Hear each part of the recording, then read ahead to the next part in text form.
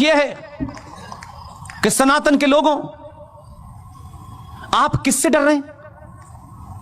हम 800 साल से मुसलमानों की हुकूमत थी। हम यहां से जाएंगे तो ताजमहल ले जाएंगे, हम कुतुब मीनार ले जाएंगे। ऐसी ख्वाहिश रखने वालों से पूछते मूर्खों, जो बात अभी सिंह साहब ने कही, उन जाहिलों से पूछो तुम्हारे बाप दादा कितने कमजोर थे यार, जो तलवार और जजिया देने की वजह से जिन्होंने मजहब धर्म छोड़ करके मजहब अख्तियार कर लिया। हमारे बाप दादे तो उस वक्त भी बहादुर थे और आज भी हम बहादुर हैं। तुम हमें डराओगे? तुम किसको डरा रहे हो यार? हम जब नहीं डरे तो अब डराओगे हमको? अरे हमारा तो एक ही गया है, तब तुम्हारी स्थिति यह हो गई है। हमने कहा इसकी बात मान लो, 14 में अकेला है। हमने कहा मान लो इसकी बात, नहीं, लो बेटा दूसरा भी आ गया। बहुत समझाया, भैया आराम से रहो, आराम से। ये तुम्हारे लिए सब्सिडी हमसे ले रहा है।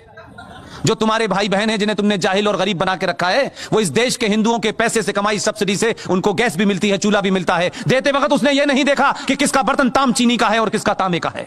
ये नहीं देखा उसने। तुम उसकी जात पे शक करते हो।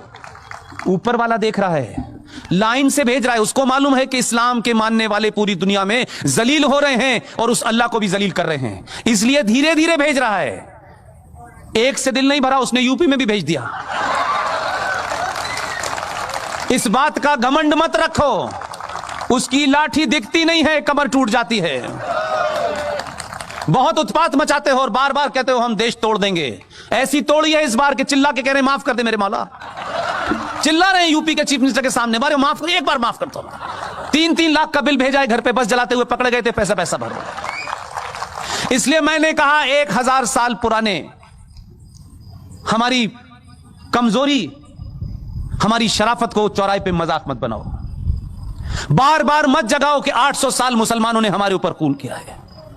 यह सनातनी के अगर कान में चला गया और उसको समझ आ गया कि 800 साल बार बार यह आदमी बताता है कि हमारे गुलाम रहे हैं, हिंदुओं की औरतें हमारे हरम का हिस्सा थीं और हिंदू मर्द तो हमारा सिर्फ नौकर था और हमारी गंदगी साफ करता था, यह सनातनियों की समझ में आ गया तो एक तो अभी कानून से लिया है, पूरे 30,000 वापस लेंगे, ध्यान रखना।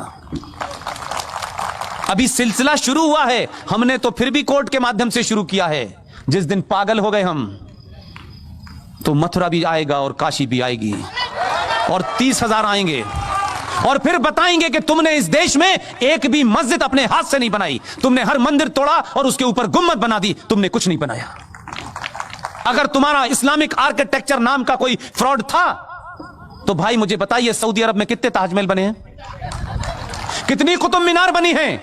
झूठे मक्कारों, किसी के मकान पे कब्जा करके नेम प्लेट लगाने से तुम्हारा मकान नहीं हो जाता।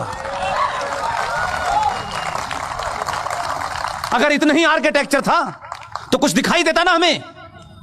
तुम जिन जगहों का हवाला देते हो, ईरान 77 से पहले क्या था, तुमने क्या बना दिया?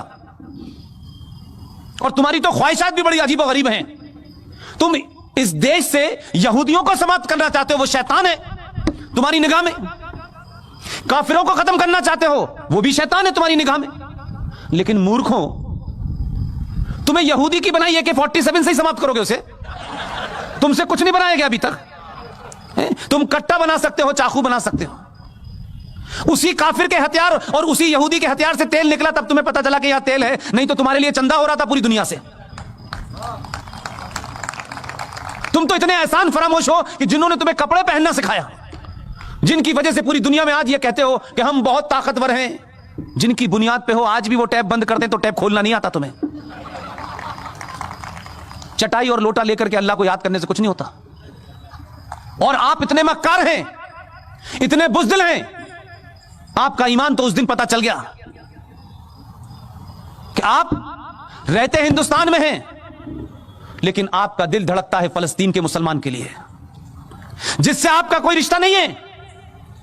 लेकिन अगर फलस्तीन के मुसलमान के लिए भारत की सरकारों पर दबाव बनाया जाए कि साहब फलस्तीन के हकों की, उनके मानव अधिकारों का हनन हो रहा है, तो हम इजराइल से संबंध नहीं रखना चाहिए। आपने भारत की बौनी सरकारों को सामने दबा दिया होगा, डरा दिया होगा, या भारत की सरकार इजराइल के साथ संबंध न रखे क्योंकि आपको तकलीफ होती है कि वहां जो आतंकवादी हैं, जो हमास है, जो इजराइल के लोगों से लड़ती है। आप मुझे बताइए, आपकी सारी ईमानदारी, आपकी ताकत कहां चली गई जब इसी मुल्क के बॉर्डर से लगता हुआ एक मुल्क है चीन,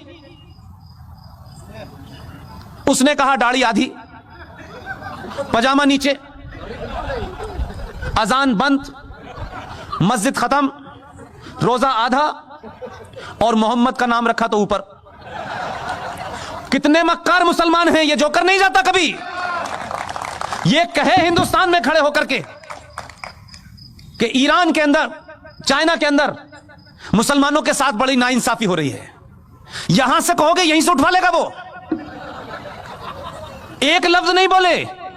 हम जैसे शरीफ लोग जो बार बार आपकी बातों में आ जाते थे, आप कभी हमें कव्वाली सुनाते हो, कभी आप हमें गजल सुनाते हो, हम तारीफ कर देते हैं तो आपको लगता है कि हम पागल हैं। हमें भी पता है आप क्या कह रहे हैं।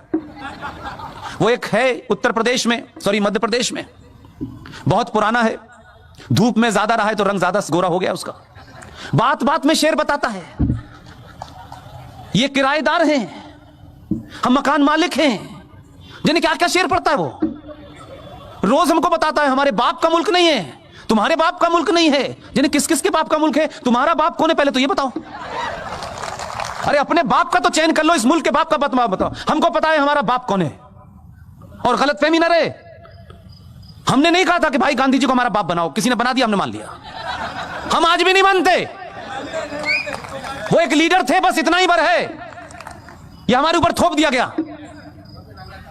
वो भी क्या क्या बातें कहता है। आपको जवाब देना आना चाहिए। ये जो ताकतें हैं जिन्होंने इस देश में हिंदू मुस्लिम भाईचारे की आड़ में इस देश को मुसलमानों ने खोखला कर दिया,